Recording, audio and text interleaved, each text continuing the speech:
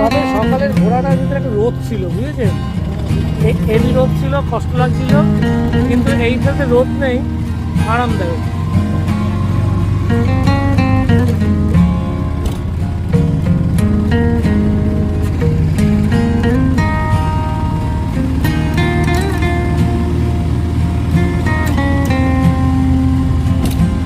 আচ্ছা, এখন জগন্নাথ মন্দিরে আমাদের ছাড়ছে, জগন্নাথ মন্দির দেখার পর তারপর ওখান থেকে কোথায় নিয়ে যাবেন?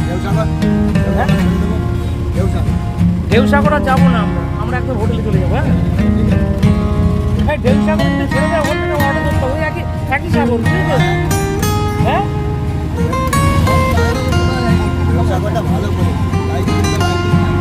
না না না, যাবো।